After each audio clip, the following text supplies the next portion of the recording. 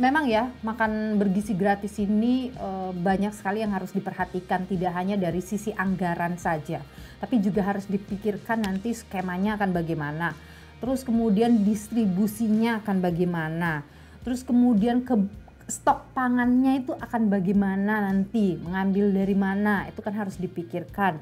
Kebijakan-kebijakannya nanti akan bagaimana dan sebagaimana agar itu tidak mengganggu proses belajar mengajar dan sebagainya. Itu memang harus dipikirkan dengan sangat matang. Ibaratnya tuh ada kajian. Ini kan sebenarnya kita bercermin ya pada negara-negara lain soal makan siang gratis ini ya. Memang ada banyak negara yang melakukan program makan bergizi, makan siang gitulah untuk siswa. Bahkan anggota DPR itu sempat tuh berkunjung ke Finlandia untuk melihat juga bagaimana proses makan bergizi gratis di sana gitu. Ada beberapa negara yang sukses melakukan itu, tapi ada juga beberapa negara yang gagal dalam melaksanakan ini. Nah, kita tentu berharap ini tuh nggak gagal. Jadi kalau aku bacain ya, ini aku udah contekannya nih.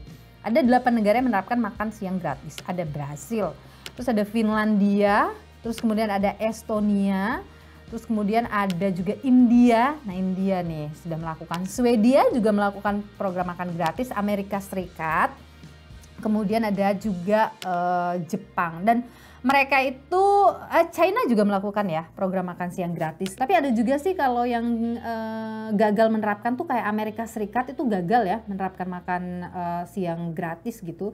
Setauku Belanda juga itu melakukan program makan siang gratis, tapi mereka juga gagal gitu dalam melakukan program makan siang gratis. Nah, ini tuh harus jadi pelajaran ataupun jadi satu kajian juga bagi pemerintah, mumpung ada waktu nih sebelum 2025 untuk dikaji, diolah dengan sebaik-baiknya. Aku yakin orang-orang yang bersama dengan Pak Prabowo dan Pak Gibran itu adalah orang-orang pintar, orang-orang cerdas gitu di dalamnya, yang tentu bisa mengolah ini, membuat ini menjadi bisa direalisasikan dengan baik.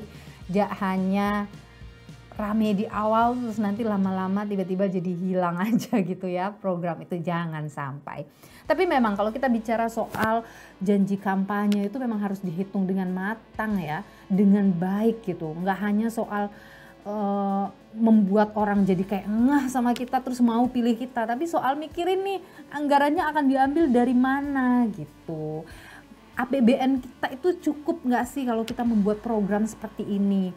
Berarti ada yang harus dikurangi kah atau ada yang harus ditambah kah? Ini nanti sumber keuangannya dari mana? Harus pinjam atau bisa menggunakan APBN, itu benar-benar harus dihitung matang. Jangan sampai ke depannya kita selalu, siapapun yang bertarung dalam pilpres atau pilkada, terjebak dengan yang namanya program atau janji kampanye yang kemudian sulit atau berat lah buat direalisasikan.